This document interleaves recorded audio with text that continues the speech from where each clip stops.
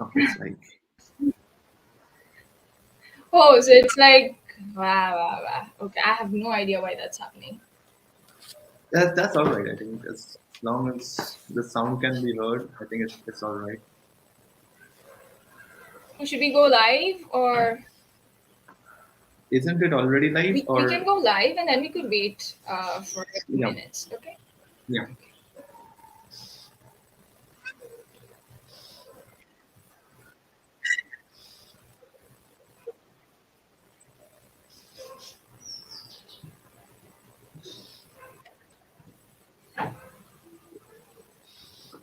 I keep So touching the we are mouse pad, live.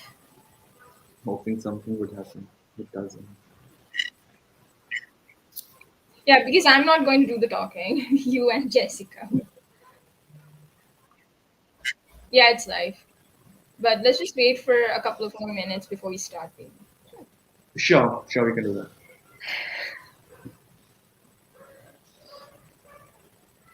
And where do we see like how many people have joined or not? Because the interface doesn't give us any clue about that.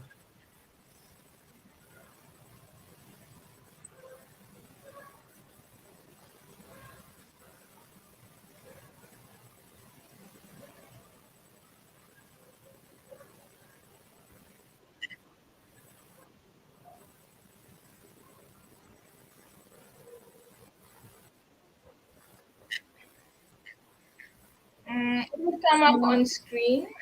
Like right now, I can see two people. Okay. We can't, but that's all right.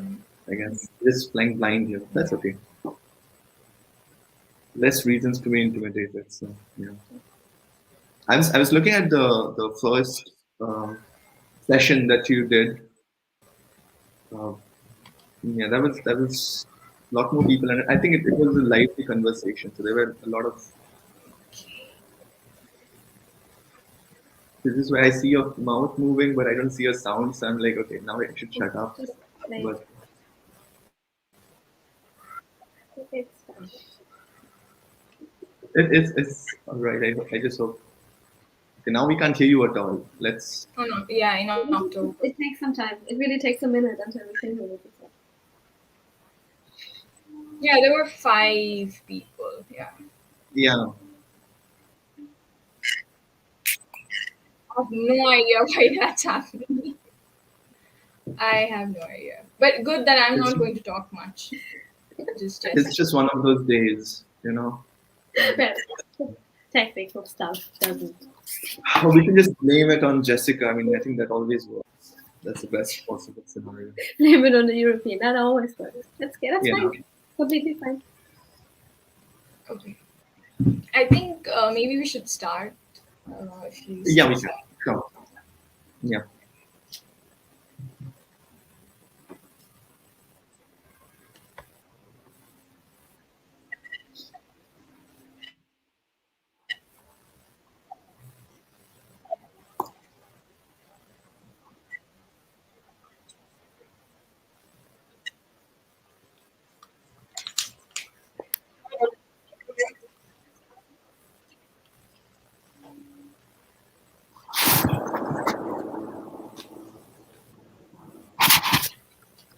I guess we can start. I think it's almost 5 minutes past five.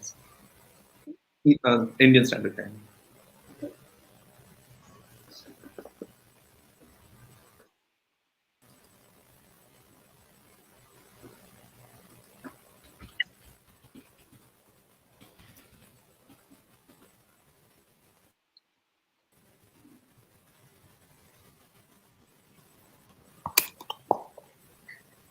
Okay.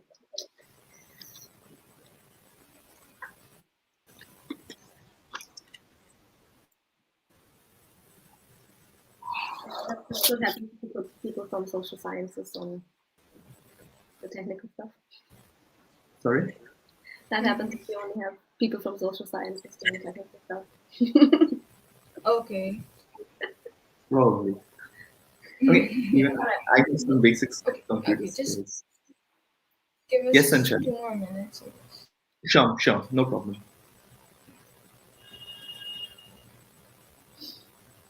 I don't think I ever wrote correct syntax during my programming days, but hey, we are all trying, right?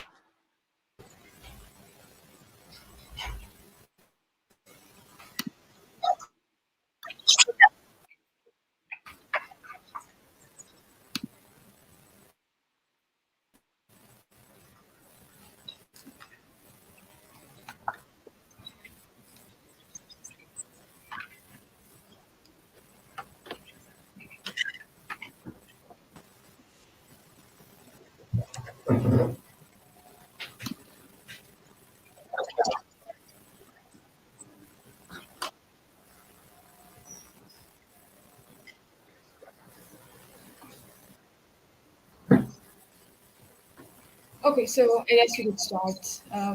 Is it still, is the connection still pathetic?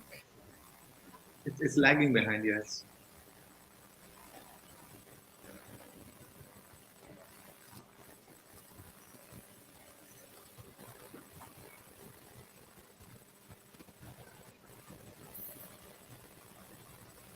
Okay, so can you hear me?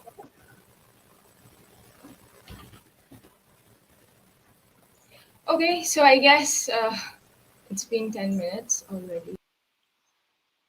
No. And I really hope that the connection does not get disrupted. So I'm very glad to have Jessica today, and I'll leave the formal introduction for Tirthankar to do that. So before starting the session, I welcome Jessica and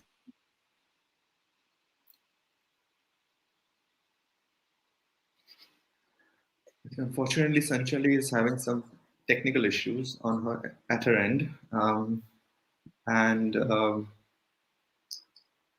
not sure if she can hear me at this point of time. But thank you, Sanchali, for inviting us to join End Narratives in this second session of yours.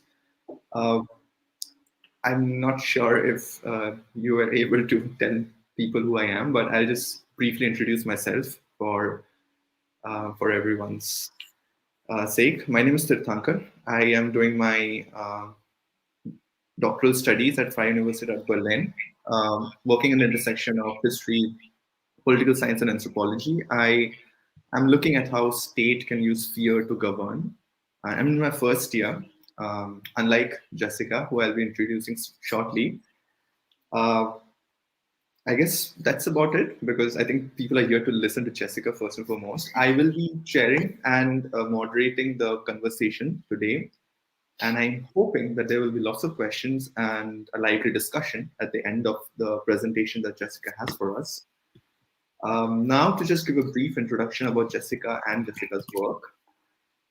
Jessica Albrecht is a doctoral candidate at the Institute for Religious Studies and Intercultural Theology at the University of Heidelberg. Her doctoral project combines methodologies and theories from various disciplines, such as South Asian studies, gender history, religious studies. This is resembled in a dissertation topic, which is broadly concerned with gender, religion, and education in Sri Lanka. Now, I personally met Jessica a couple of years back in Heidelberg. We were taking a few seminars together at the South Asia Institute, and that is also where she did her second master's in South Asian literature and languages. She also has a master in gender history from the University of Glasgow. Being a historian of religion and gender, Jessica is exploring religious girls' education in Sri Lanka and its intersection with global feminisms. For her first phase of archival and fieldwork, Jessica traveled to Colombo in September of this year. That is like at the fag end of the pandemic situation in South Asia, or at least that's what we were hoping. And she will be sharing her observations and experiences with us through her presentation titled "Positionality and Bit of Luck: Historical and Ethnographical Research in Pandemic Times." Without further ado, because we have spent a few minutes trying to figure out the technical end of our presentation today, I hand over the virtual floor to Jessica. Please go ahead. Thanks so much. And if Sanchali could start sharing my screen, that would be great. And yes, perfect. So yes, thank you from me as well. Thank you to Tirthankar for this nice introduction, for bringing up not so old, but also old memories. And yeah, thanks to Sanchali for inviting me here, letting me speak to you today.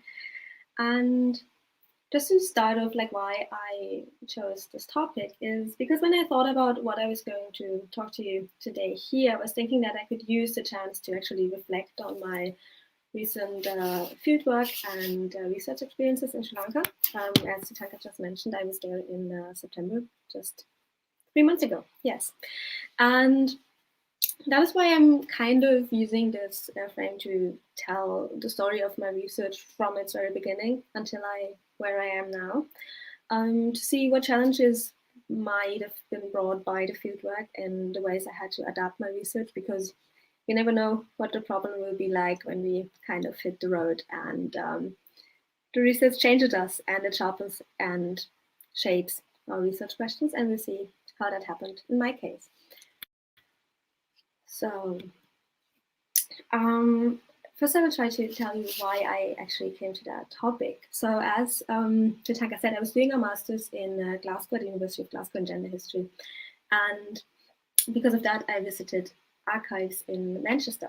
And for that master's dissertation, I was interested in the history of the Theosophical Society, which I will introduce shortly, and the history of early feminism. And so because of that, I went to the archives and found this newspaper, which is called Shafts, and saw various ads like this from Musaeus College and Musaeus School, in which they were searching for a so-called European lady teacher, quoting, without any prejudices of color. And this was for a school in Colombo in Sri Lanka. And because I had already learned a bit of Sinhala and a bit of Tamil in my bachelor's, and because I was studying at the Malaysia Institute, that was kind of I kind of hit the jackpot with those sources, and kind of thought like, yeah, this is exactly the topic that I want to look at. So I came back to Germany and told my supervisor that I found the source, and that's something I would be interested in to do for my PhD project. So. But the question then was, how would I fit that into the study of religion?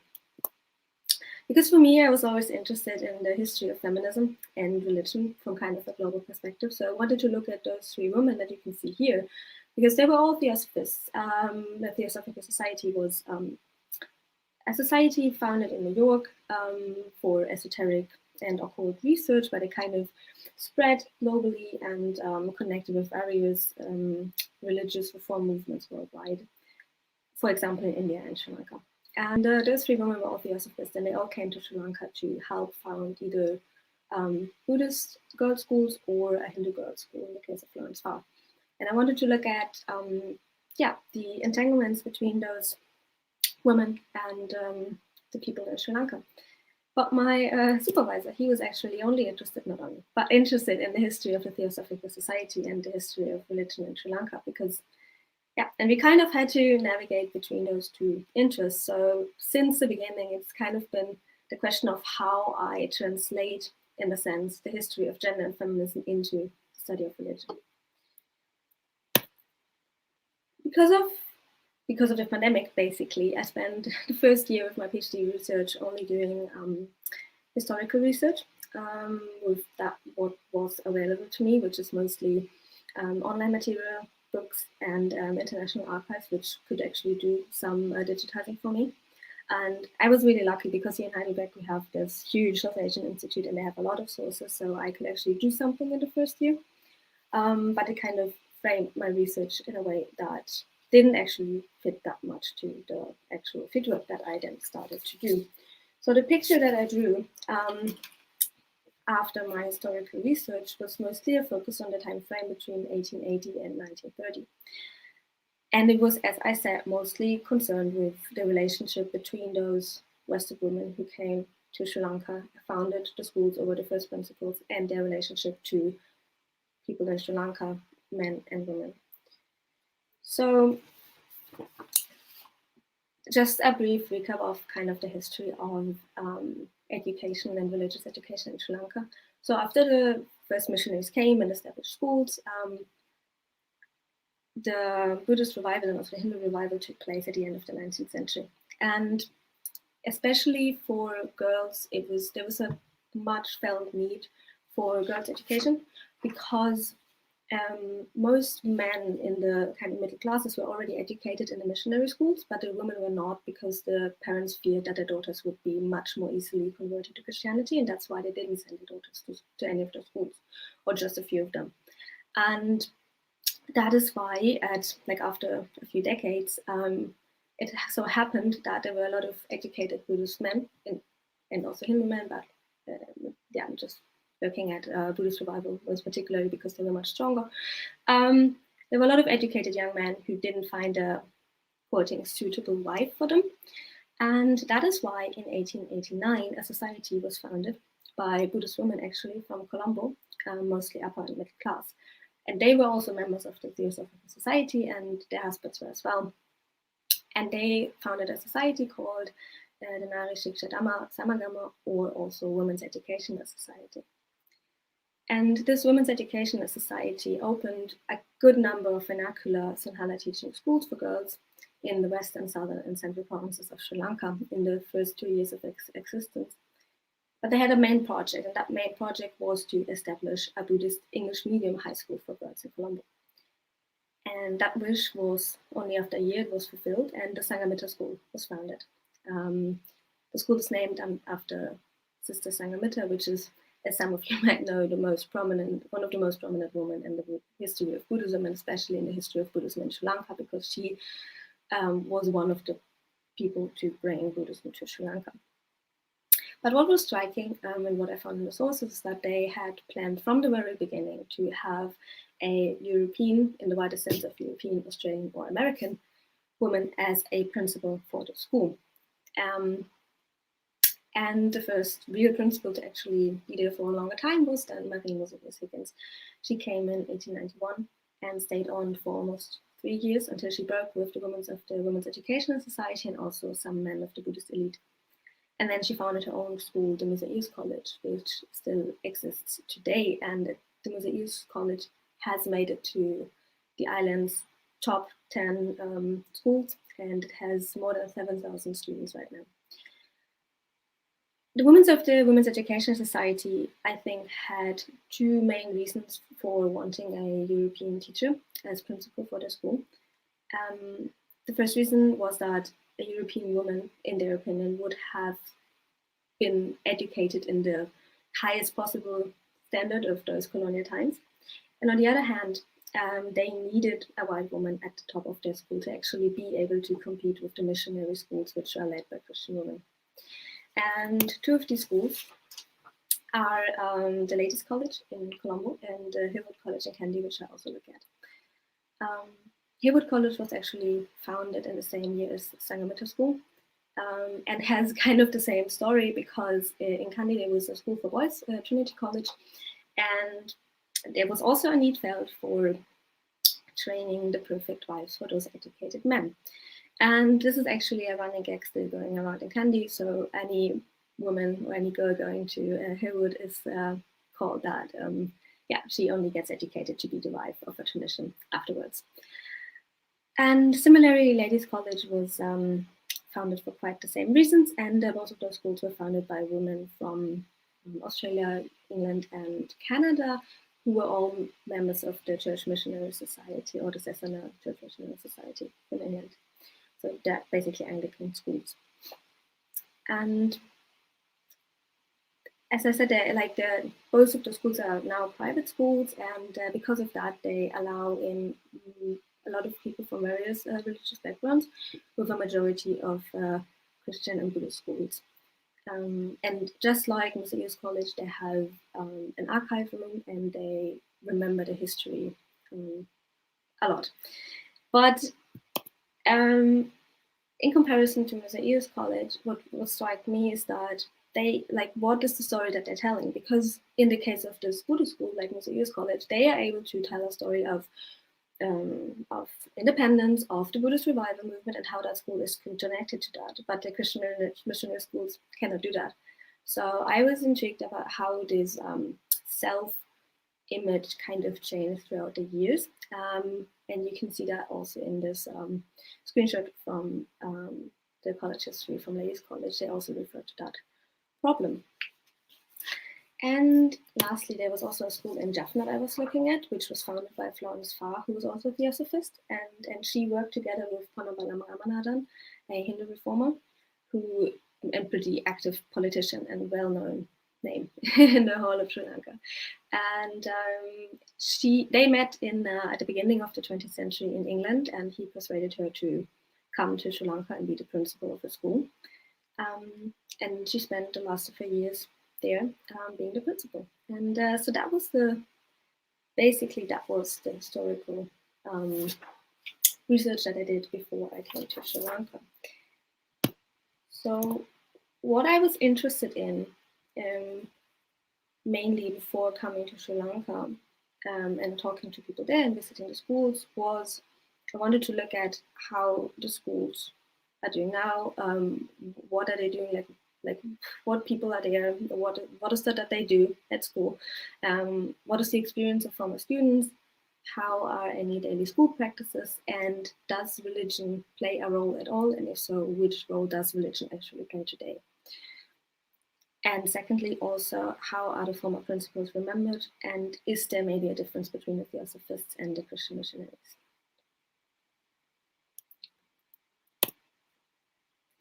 So obviously, when doing fieldwork, we need to build relationships. So I'm just going to give you a bit of an overview of how I tried to do that. So I came to Sri Lanka in September this year, but that wasn't the first time that I went to Sri Lanka. I was there shortly before the pandemic, so I kind of knew the country, and I also had some contacts already established. And this time I stayed with a family in Colombo, which I didn't know before, but they got recommended to me by friends. And because of the pandemic and because I was really unlucky, there was a 2-month lockdown in Sri Lanka, which actually was announced right after I booked my flight, and it ended 2 days after I left the country. So it could have been much, much better timing-wise. But it resulted in the fact that I mostly stayed at home meaning with the family, which meant that it was really challenging and an exhausting time period because I could not really leave, and I had to live really close to people that I didn't know before for more than a month.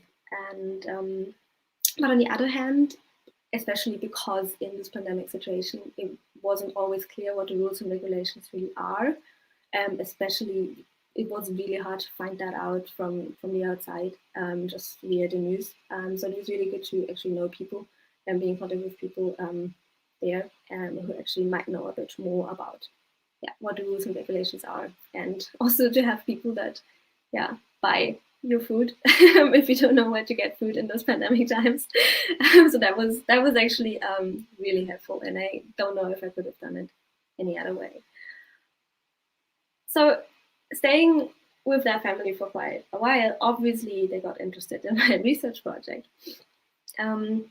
And it so happened that they stayed right in the middle of most of the schools in Colombo that I look at or know from my historical studies. So since I couldn't go out on my own, mainly because I wouldn't go out on my own too often in Colombo, and on the other hand, because of the pandemic, I always had to be able to show that I have a negative PCR test and that I'm vaccinated, because there was military walking around the streets of Colombo everywhere. I didn't actually want to I didn't want to go out alone in case of being stopped. And so that's why I walked with the mother or the daughter and going for a walk with the dog. And every time we did that, we passed some other schools that were around in the neighborhood. I was able to take some pictures. And they were also, telling me stories about those schools, about people they know that went to those schools. And those walks were actually the time that we had yeah, we had normal conversations where they told me their stories, when we discussed politics, and yeah, had some more deep conversations. Okay, and now I had to get into contact with other people. And because of the pandemic, it wasn't quite so easy because I couldn't just go to some place and speak to people. I couldn't just go to any of the schools and ask if anyone would speak to me or speak to students, see them, whatever. And that is why I had to try to get into contact with people beforehand as well. So the first try was to get into contact with the schools. And that was actually the hardest part and the biggest problem because on the one side, because it's quite official with the schools, I needed to have a letter from my department. And also, even though most principals had their emails online, they would never reply to me if I sent them an email. So I had to have a contact person which vouched for me and sent my email to that principal. Otherwise, it wouldn't work at all. But in the end, it worked out quite well. And now I have like most WhatsApp numbers from all the principals. So I guess I could say that worked out. And I needed to go to those schools because I needed the access to the archives and the school grounds, which was much more complicated because the schools had been closed because of the pandemic since March last year, and they just recently reopened in November, like a month ago. So most people were actually working from home and were not there, didn't reply quickly or at all, and it was also it wasn't always the case that there was anyone there to actually give me access to open the school days. I also tried to get into contact with former students via the school, but that didn't quite work out. So the next step for me was to go on social media and try to contact especially the past pupils organizations on Facebook, which worked quite well, not too good, but it worked in some cases. And in one case, I also found the direct contact to one from the president of one past pupils organization, and via her, I got into contact with many, many more students. I think it was Hilbert. Yes. Then I had obviously personal relations without which nothing would have actually happened. So I'm out of luck. My father works for a company which is based in Sri Lanka, and people working there wanted to help me. And even though they didn't go to any of the schools that I'm looking at, some of their relatives did, and they reached out and gave me their contacts. Then obviously the family where I lived was quite helpful because it actually turned out that the daughter, who was only a few years younger than I am, she actually went to Moderator College, and her aunt went there as well. So it was really quite easy to reach out to people who were relatives of the family I lived with. And then I was also lucky to have one person whose number I got because a friend thought, yeah, she's interested in gender and feminism in Sri Lanka. She's quite rebellious. Just talk to her. It might be a good way to actually just speak about what's happening, discuss what's happening in Sri Lanka. And it actually turned out that she was going to one of the schools I'm looking at, which is also Mahamaya College, which I haven't mentioned before, but was also in study. And so that was when it all started. So she gave me 10 contacts, I think. And then it kind of just started going. After every interview, I asked if anyone knew anyone else who might want to do an interview. And most of the people said yes and gave me 5 more contacts.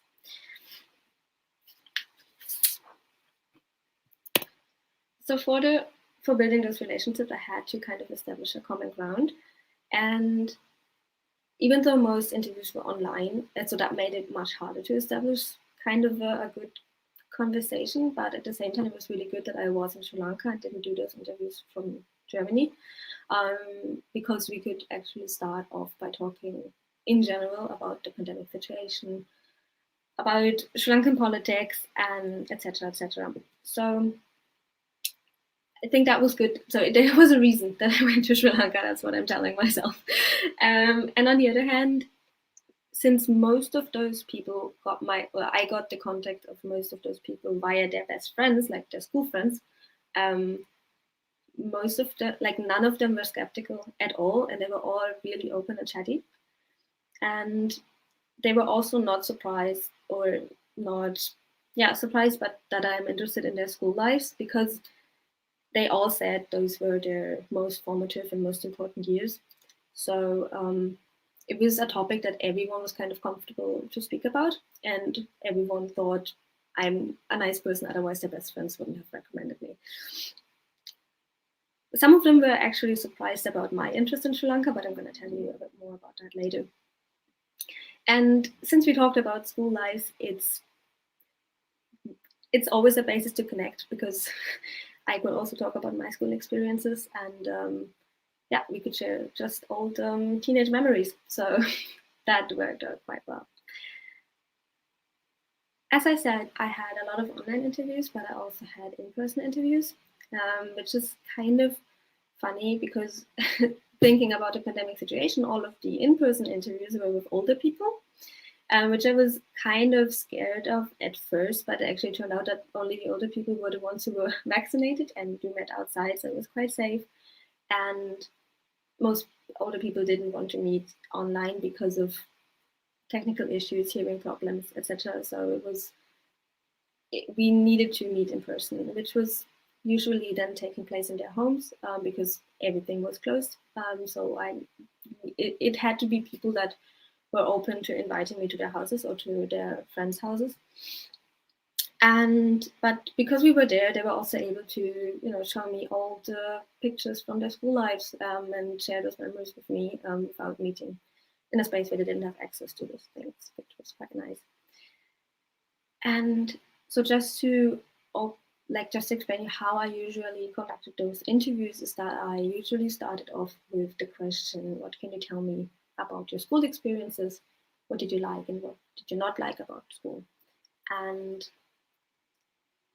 after that, after a person spoke for at least 10 or 20 minutes, I asked some more questions going into the directions of religion, relationships, and what they learned in school next, apart from their academic studies. But that wasn't usually necessary, because those topics like religion, relationships, being at only girls' schools, and what they learned at school in the ways of how that formed their character in a positive and negative way, that were the things people actually started to talk about right at the beginning. And then I was also visiting the schools. As I said, I needed to visit them mainly to see the archives and have access to those, and also kind of see the school premises, because I wanted to, kind of experience it being there, seeing how, the stories people have told me, what they did, where they had their sports meets, etc., etc. It was just good to see how that actually looked like. But because of the pandemic, it was only possible to see 3 out of 6 schools that I'm looking at now in my study. And even in Colombo, where I was based, so I didn't have to travel, it was only, I didn't know that I could visit the schools until really shortly before. I went there a day before. So my experience about visiting Museus College, Colombo.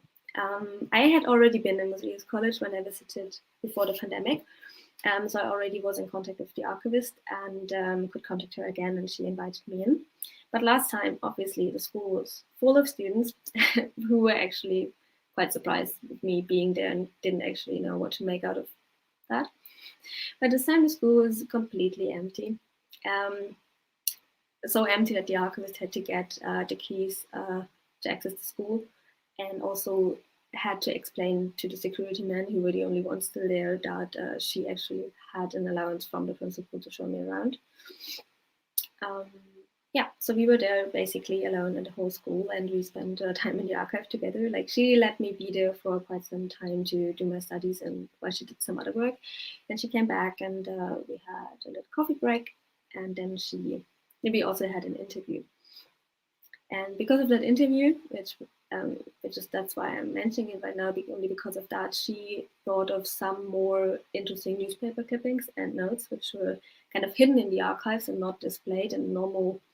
As you can see in the picture on the bottom right side, which is so that's the archive, where you can see the picture of Marie Museus Higgins. So in this cupboard right on the right side behind the flags, that's where things are hidden. And I didn't know that before. Obviously, I didn't just open any cupboards. Without the interview and without our conversation, I would have missed out on a lot of material. So we went back outside afterwards, and I saw the picture here on the left, which I hadn't seen before because I didn't. Last time I was there, I only walked like from the back entrance because the main entrance was filled with students, and that picture that you can see here is basically in the main central entrance hall, and it shows Marie Museus Higgins and also Peter the Abbrew with the first students and kind of the history of the school, which I think is quite interesting. It's a huge picture, and I didn't know about that before. I knew about the statues of Marie Museus Higgins and Peter the Abbrew in the schoolyard, but I hadn't seen that picture before. And then we went outside, and I remembered that there was a shrine room, which I got like people described to me about doing rituals and practices there, but I couldn't actually picture that out. So we went to the shrine room, and she explained to me how those practices happened, and so I was able to put the stories of what people have told me before in the interviews together with the place that I visited, even though it wasn't at the same time. It's better than not going. Okay, now about Ladies College. This is a school which I had a lot of difficulty actually getting into contact with anyone from the school organization and the principal, and only by chance via a colleague who is also doing research on Sri Lanka, whose mother went to Ladies College, I got the number from one past pupil who is also organizing lesson material, writing the school magazine, and is organizing the Old Pupils, Old Girls Association. So that was the only reason why I got invited to see the school. And since I hadn't been there before, I was quite surprised about the differences to Museus College, because both are based in Colombo, but Museus College is built in like one tall building, and everything's pretty narrow and close. And instead of that, this old missionary school of Ladies College owns huge premises with outside sport areas, which you can see on the right, with various really actually pretty small buildings, and also a big chapel and a boarding house. So the difference struck me, which I think was also much more significant because, as I said, because of the pandemic, there were no students, and there were only a handful of people, like a few teachers working there trying to prepare the reopening of the school. So because the person who introduced me to the school and showed me around, because she was also a former student, and because we had to walk a lot to get to the other buildings because the school premises are so far, we had a lot of time to speak in the meantime, and that's where we actually had a lot of vivid conversations, much more vivid and fruitful than the formal interview that we had a week before. She also gave me access to the archives, but not like in Museus College where I could go to the cupboard, open up everything by myself and look at it. That wasn't possible, but not because she didn't want me to, but because we didn't have the key, and no one else was there who had the key because of the pandemic situation. So yes, but still she left me alone in the archives and went back to work, and then fetched me later. And then she remembered that most of the old school magazines, which are not in the archives, are actually in the school library. So I went to the school library. On our way, we also passed the chapel and the boarding house, which you can see here on the pictures. And when we went to the library, that was kind of the most weird situation for me, because it kind of felt like being in my old school library, because it was, this mixture of fantasy books with fantasy novels and educational books, and but everything was empty, like no one was sitting there, and I was there in like the space. It felt like I was inhabiting a space of students who didn't know that I was there. And because for me, a library often felt like a community shared space. And I became a part of this, but in a kind of, different way, in a different context. And lastly, my visit to Mahamaya Girls College in Kandy. Only a week before I left Sri Lanka, I got the confirmation from the principal of the school that I would be able to visit the school. So I kind of spontaneously, like in 2 days, booked a trip to Kandy with a night stay. So, and I was really looking forward to going to Kandy because that was one of my favorite places in Sri Lanka, actually, from my memories when I was there the year before. And I also found a place to stay in only like 3 minutes walking distance. And I have to say that this is actually a school which I had heard a lot of,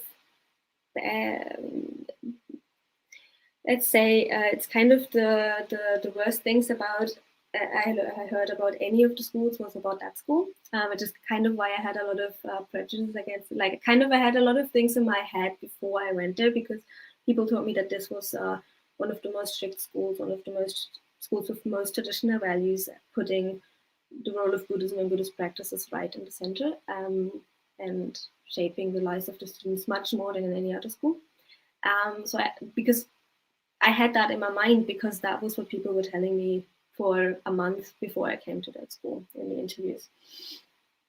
So I went there, and I went there on a Wednesday. I wanted to go to the school on a Thursday morning, but when I arrived, the principal said, yeah, I should just come round because there are students there now who could talk to me. So I went there, and she had, so there were prefects there who were preparing a school play for the reopening. And so we went there, and obviously the students had been told before that I was coming, because they were already had decided like which 3 of them were going to talk to me. So because they were prefects, it became quite clear to me that they were used to representing their school in the way they talked. And also they knew much more about the history of the school than any other students, because they had to learn the history of the school to actually become a prefect. And so it was only when I kind of asked questions that they didn't anticipate, like nothing on the history of the school or what can they tell me about Mahamaya, but actually something on the dress code, something on the strictness, something on like actually being in an only girls' school and what their experiences are. That's when they kind of, that kind of facade, kind of those, studied phrases of how to present a school kind of stopped. And that's when we kind of had a real conversation. But also when they kind of got, obviously they were in the 10th and 11th grade, so they got a bit shy. And it was sometimes harder to, it was, at the end, it was only one of them who was not shy and actually spoke to me quite openly. But that was good. And it was, so that showed to me also like what the role of prefects in those schools were. Yes. And the next day, I went back to visit the archives. But what I hadn't known is that the principal had asked some former students to meet me there. And most of those former students were older than 60. Most of them were also former teachers.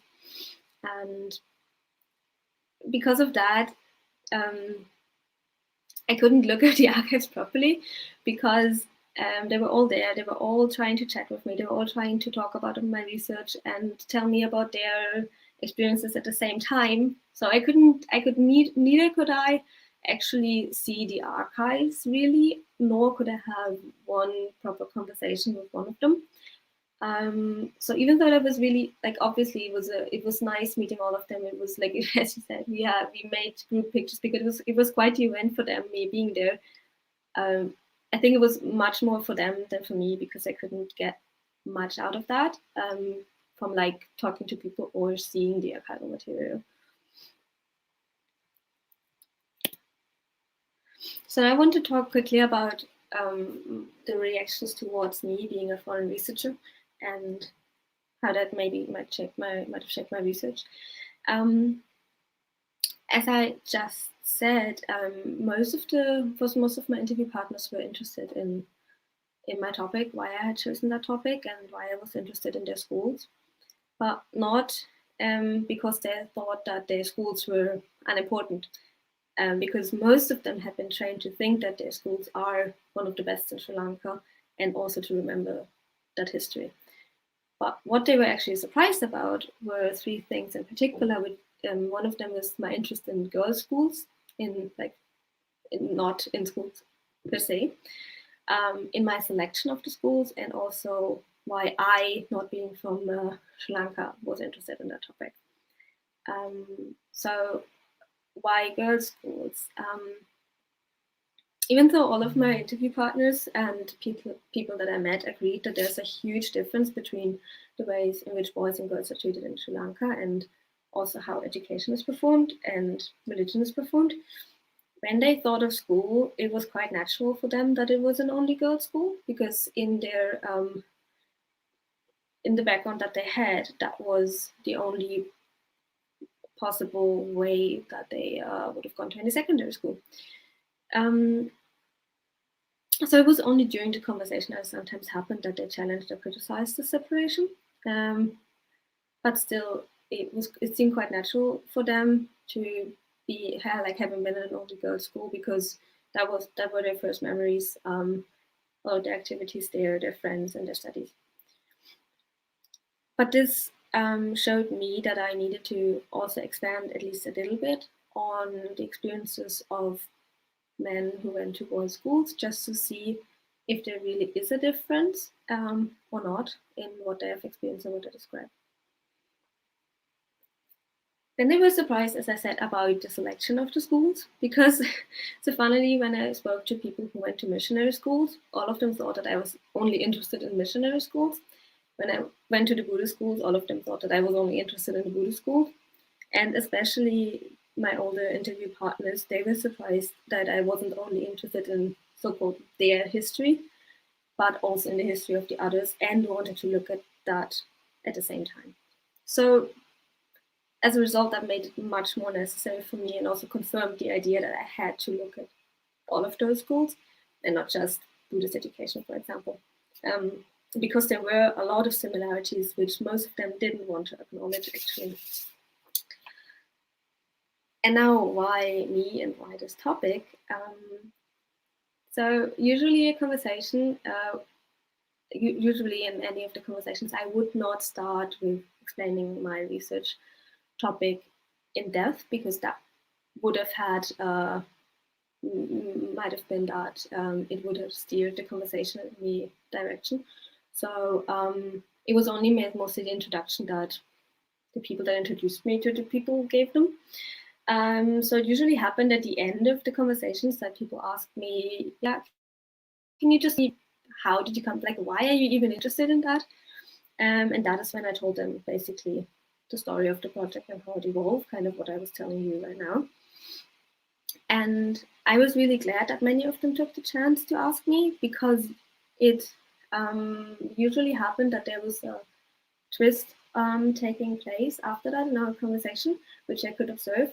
So, for example, there's this one story so I had this conversation with a woman who, when I asked about being at an only girls' school, she told me about her experiences there. And then when I told her afterwards that my interest in the topic was sparked by this shared history of feminism and religion, that's when she remembered all the stories that her older relatives had told her about their time when they went to that school, and how the school helped them to kind of emancipate in a world much more patriarchal than it is now in Sri Lanka.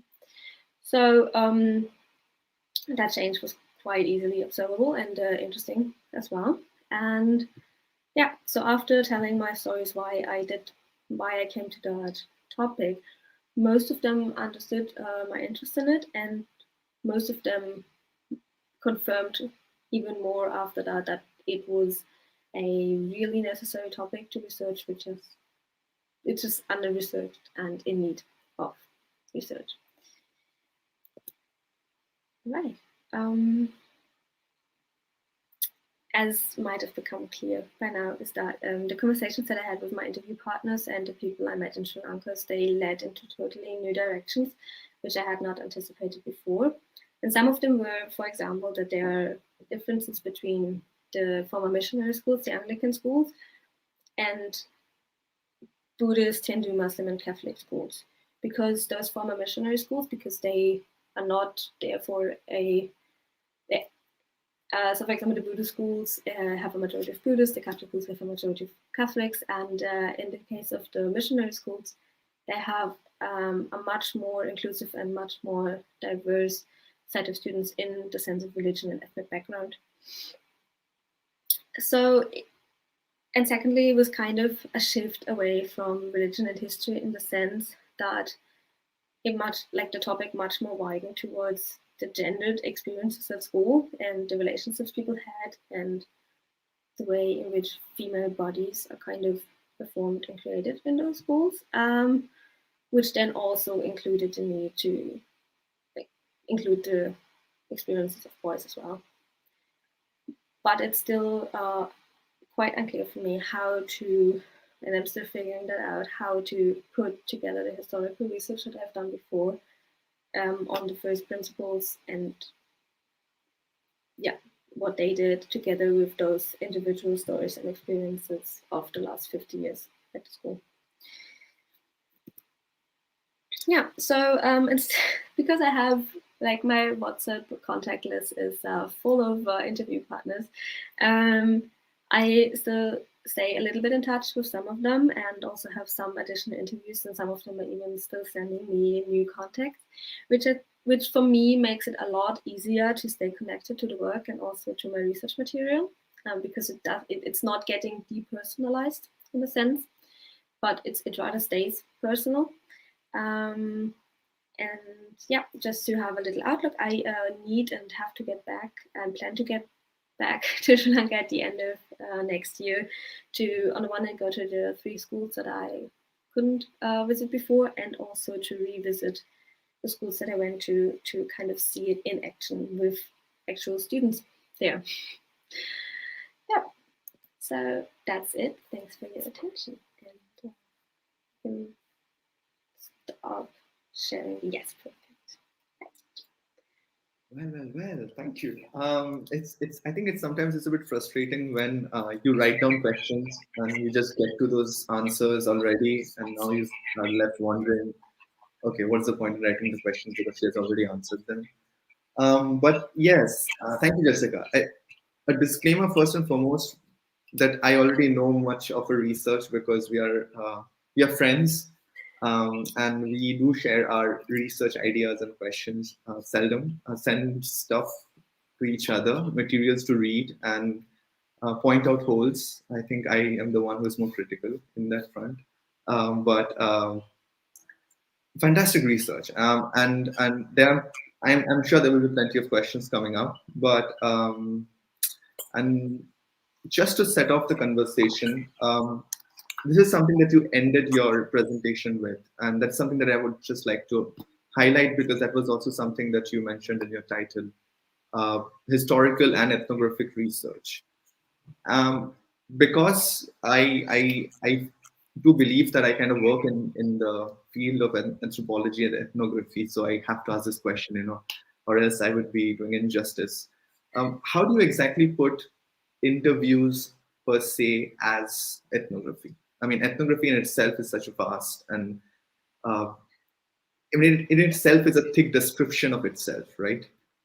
So how do you, like, not only going into the methodological inhibitions or implications, but also the fact that you're relying only on interviews as a tool to counter ethnography. So I'm wondering how much of that is ethnography and how much of that is a revisiting of oral history or a writing down of memory from what your interlocutors would be telling you. That's one question, but I think there will be many other questions. So let me just listen to you for a few more minutes, and then we can take something up. Yeah. Sure. Yeah, thanks for the question. That's actually something I've been thinking about a lot, obviously. So in a perfect world without a pandemic, I would have done much more classical and ethnographical research, because I would have been able to go to the schools and see daily practices happening and be part of it. Just yeah.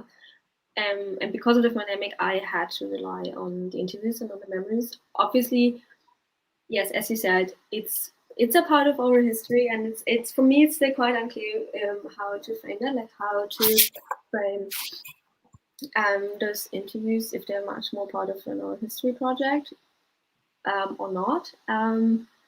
But if you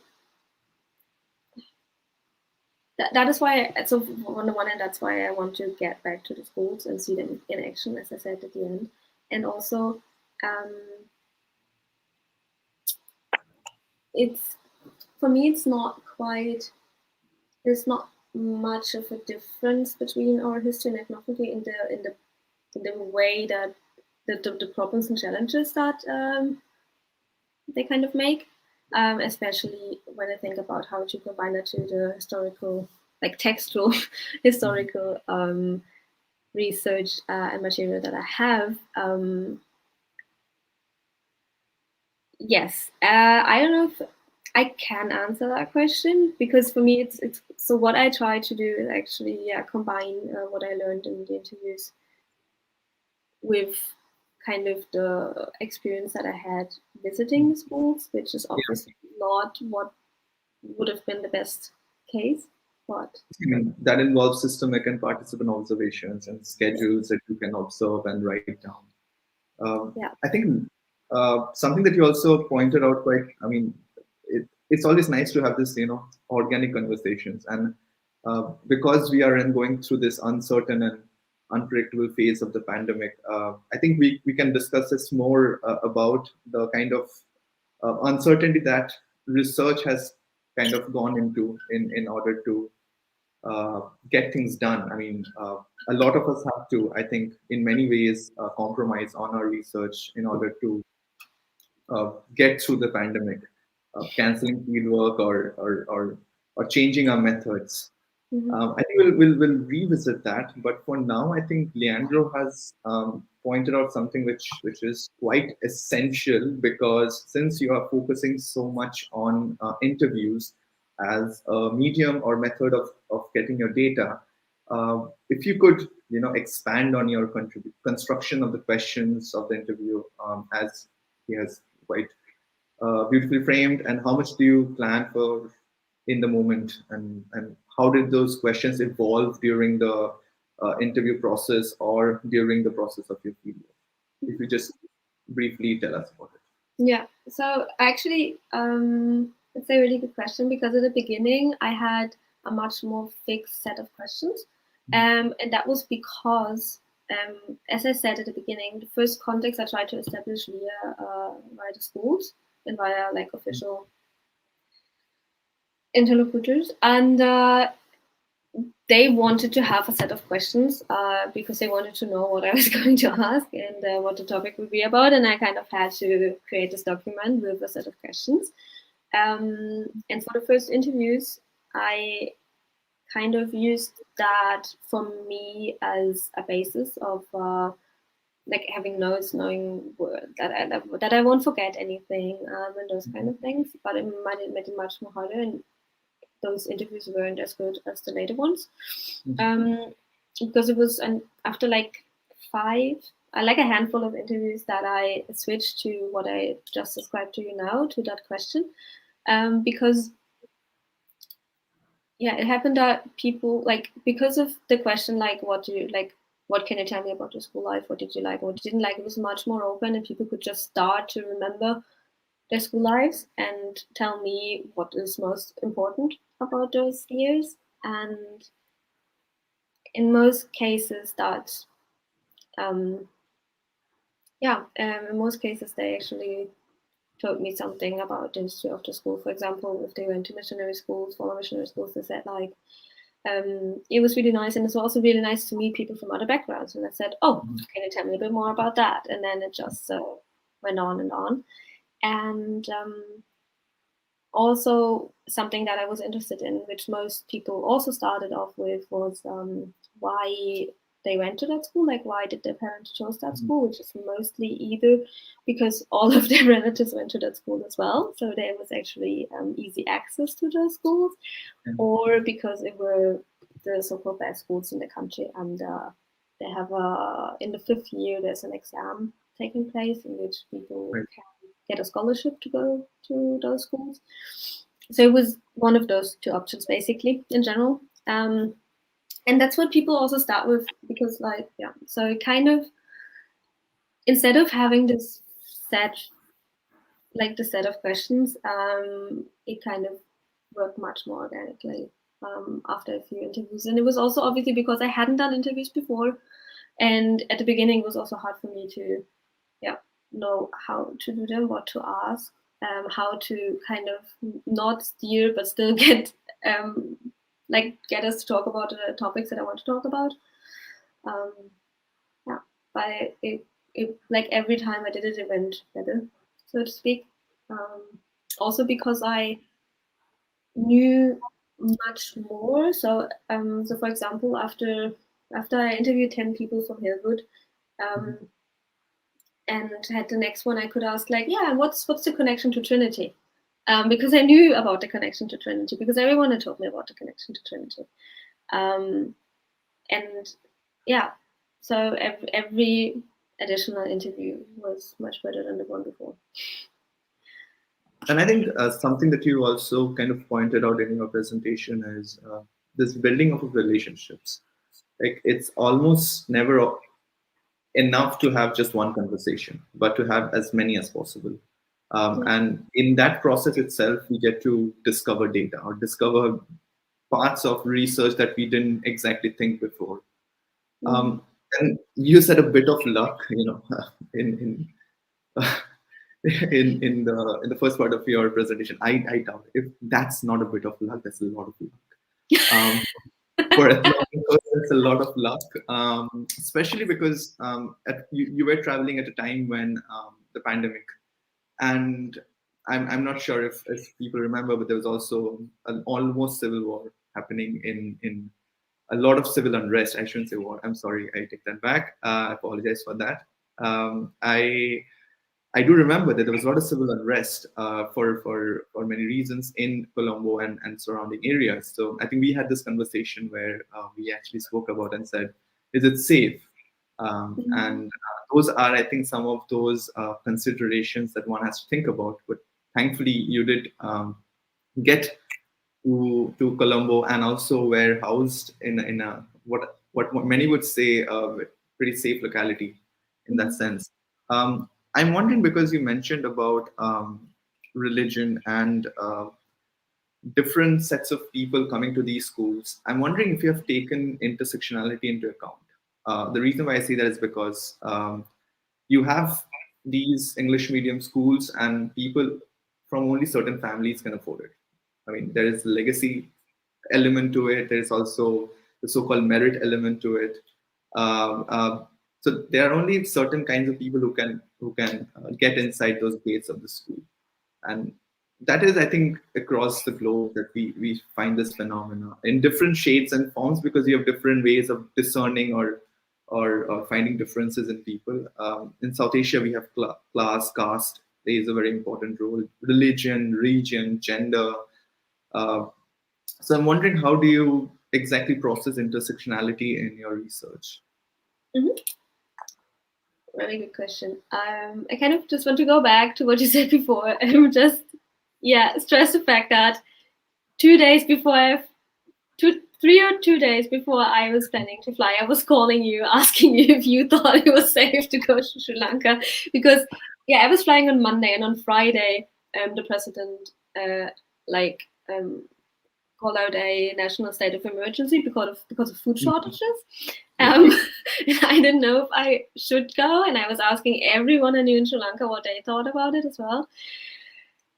And it was actually only because I knew that I was going to be living with a family in the center of Colombo in a kind of safe neighborhood that made me go. Otherwise, I wouldn't have gone. If I would have done any research in the eastern or northern regions, I wouldn't have gone. Yeah, just to stress that once more. Yeah. Okay.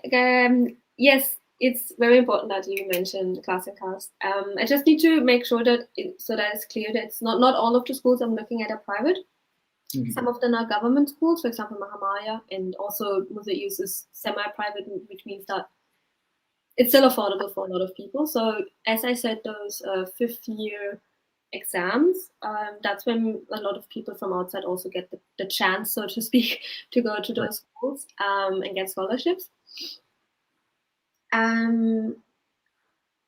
But yeah, so that's quite interesting because at the government Buddhist schools, it's mostly Buddhist, but it's a bit more mixed regarding class and financial background, in comparison to the private schools, which are much more mixed in other respects, for example, religion.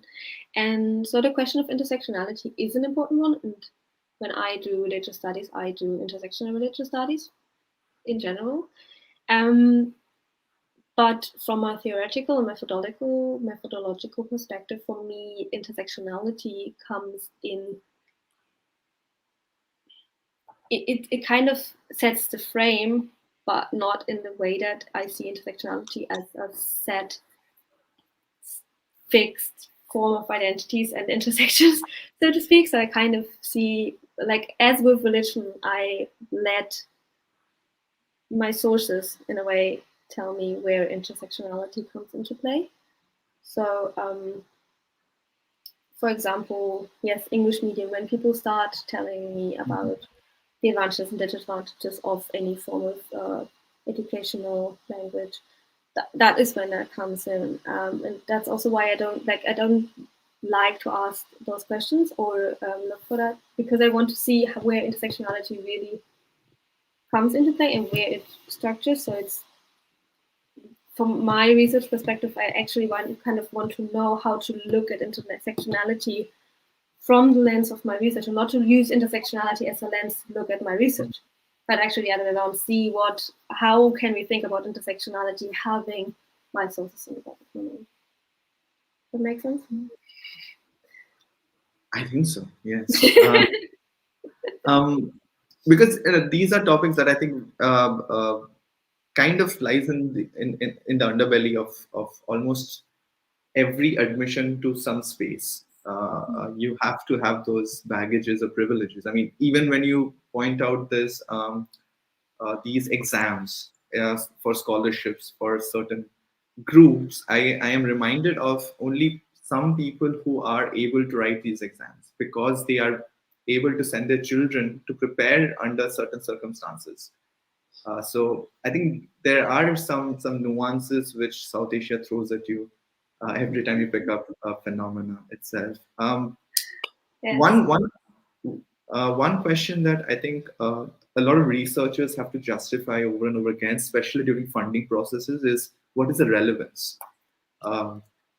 And I just thought, if you could give us or tell us a bit about what do you, or why do you think your research is relevant, or what does it have to teach? I mean, not to be too didactic, but at the same point of time, what does it mean for contemporary society or study of our education system in general? Because we always seem to, or at least we should learn something from our past to make our present better.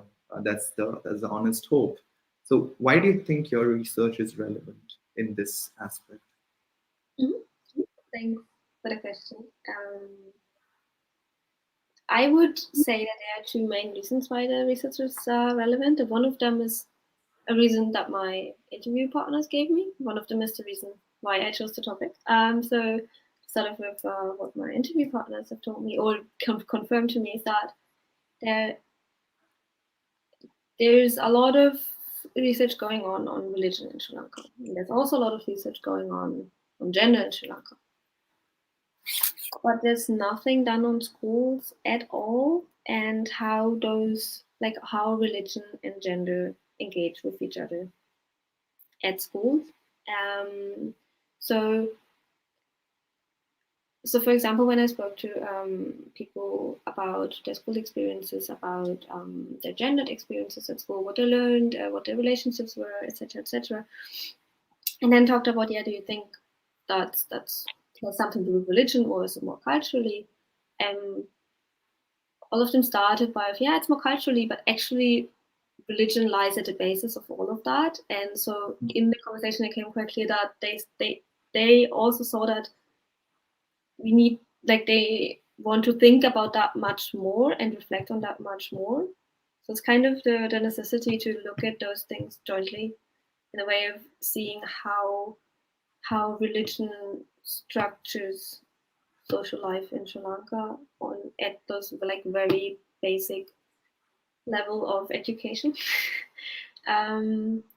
That's something. And the other thing is what I'm still interested in, but as I said, don't know how to combine with the ethnographical research, is that, or kind of know how to, but it's so from, as I said, I'm trained in the study of religion and in history.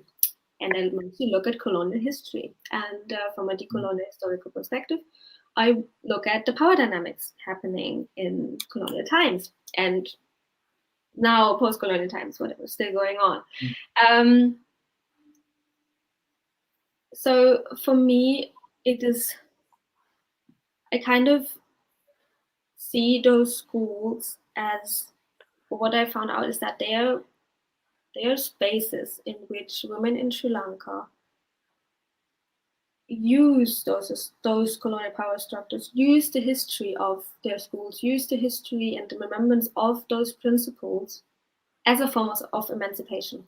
And while doing that, it goes against the general political framework in Sri Lanka, in which politics in Sri Lanka usually oppose the colonial power of England. But in those schools, that doesn't happen. And I think it's because they kind of need that as a form of, and use that as a form of emancipation. And that's why I think it's really interesting to see how to look at colonialism from a different angle. Yeah, because I just thought about it, when I was listening to your presentation, and also because there is such a intense focus on transculturality as a method and tool. So I'm just wondering if you are using transculturality in any way, because if I could see it, see your research evolving, I would look at it as, or perhaps ponder over the idea of transculturality as a colonial remnant or as a post-colonial discontinuity. So, do you get what I mean? I mean, if on one hand it's a continuation, on the other hand it's what you exactly said. You're using the same systems to kind of give back to the people who took things away from you. So I think those are important questions. But I think Sanchali can go ahead if you have questions, Sanchali, please.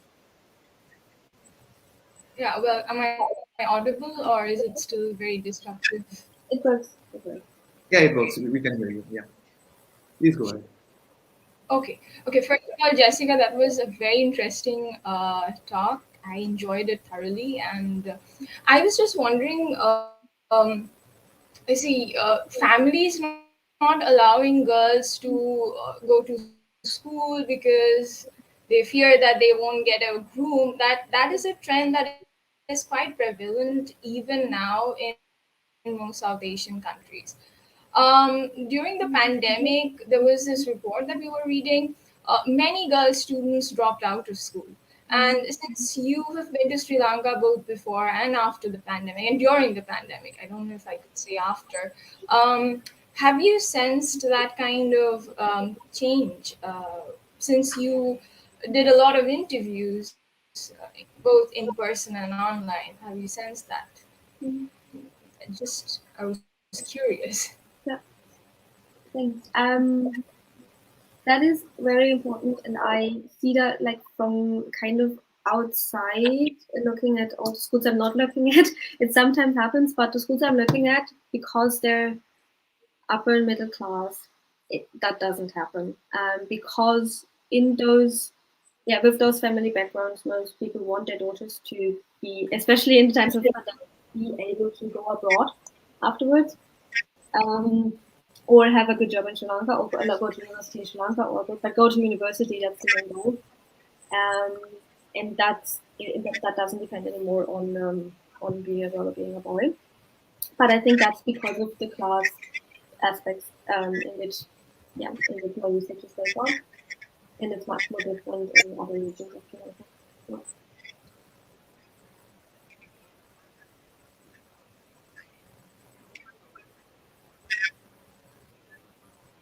We couldn't hear. And this also connects to Tirthankar's point on intersectionality as well, right?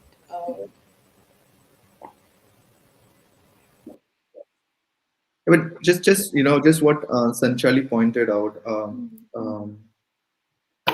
like, because it's, in some sense, we say that South Asia thinks together. I mean, of course, it's not true, but it's the essence of it. And I'm just wondering that if, when you are looking at Sri Lanka in depth, looking at the structures and power, uh, the different elements which dictate, and education is such an important facet of society and societal development. I'm wondering if you're looking, or if you're planning to look at the different structures um, pan South Asia, or just focusing entirely on Sri Lanka, because again, there's such a lot of movement. The dynamicity kind of adds to the intricacies. I'm just wondering what your thoughts are on South Asia as a whole, especially with religion and education.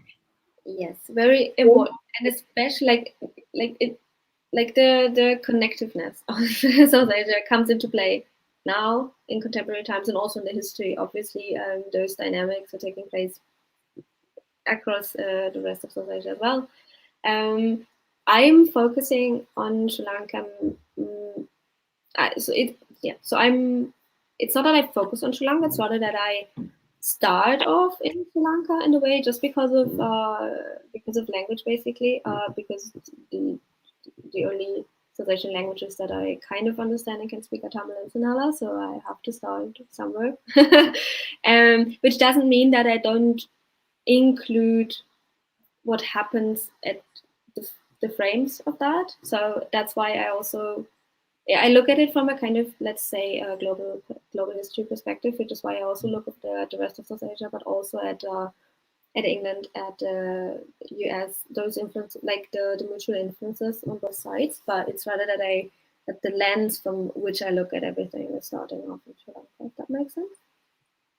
And I think it's also important to focus on language as a point of entry, because without knowing, and we can go back and talk about ethnography and all of that, but see, at the end of the day, in order to get entry, or to get even access to different societies or people or culture, even the culture is a loaded term, but just to the area, the space, the place, we need to have those markers, or the knowledge of how to navigate ourselves. And I think language is such an important facet. And could you just tell us a bit about your familiarity with the languages spoken in Sri Lanka?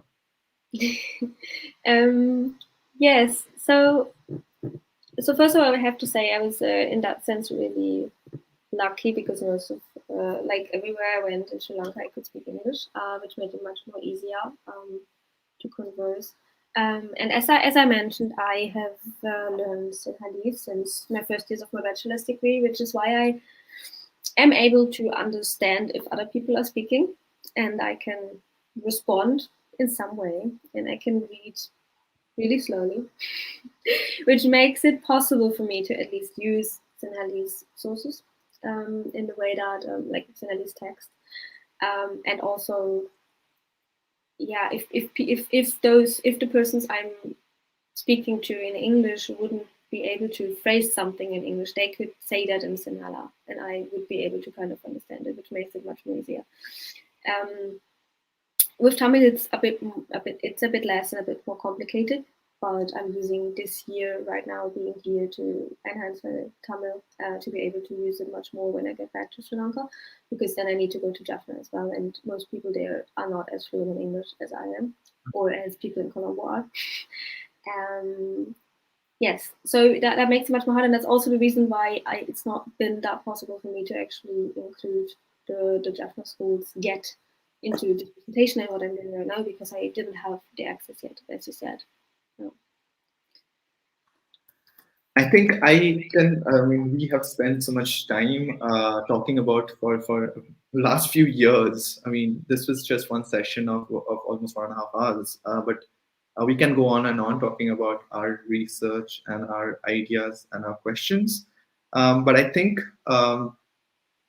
if someone is interested, then they can get in touch with you, because I think that's how we build our research. That's how we share ideas. We inform and ourselves and others about what we are doing. So I am unashamedly going to advertise your blog. I think, or rather, it would make more sense for you to do it, because it's humanism, right? Of humanism. I keep forgetting that. But please go ahead and tell us a bit about what you're doing apart from your research as well. Your blog and your especially Engender, that the portal that you're running. So please go ahead. Thanks. Okay, that's quite surprising. I didn't anticipate to promote myself. I'm full of surprises. That's part of the Yes, so I have a blog which is you can find under jessicaalbrecht.com. So myname.com, in which part of that website is a blog in which I also reflected on my research, but I also post interesting discussions on religion and popular culture, etc., etc. And yes, and thanks for mentioning Engender, which is my baby, kind of. It's a international interdisciplinary journal on gender research with a wonderful editorial team from all over the world. And we have a working paper series and a blog which continuously publishes works by anyone who is interested in sharing their research with us and with a wider community.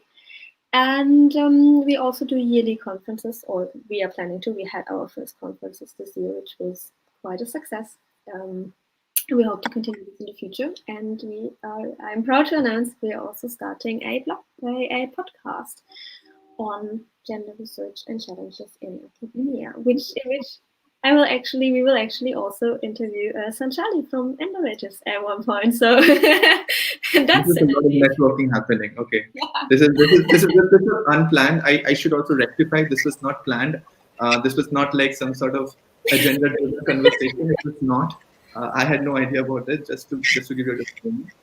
But I think it only makes sense when it's sharing and collaborating that we can extend the boundaries and barriers and not the barriers, but the boundaries of knowledge and step across the line and know about things that we don't, because we all have our own lived experiences, our own baggages and backgrounds that we can make the most out of.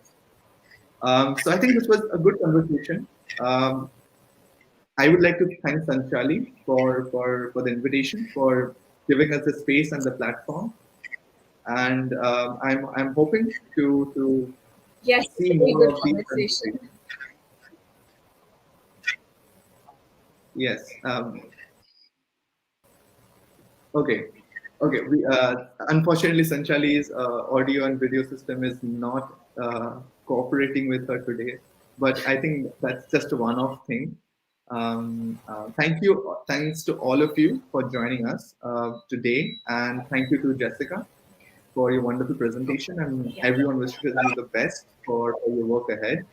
And I'm sure that there will be many more opportunities where not only me and you, but also many others from the audience and who will be watching this at a later point of time will get to talk and share and expand our knowledge systems. And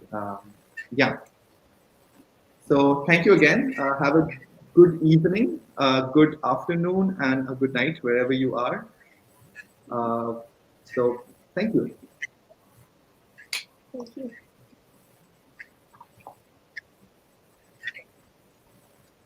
Yes. But I don't know if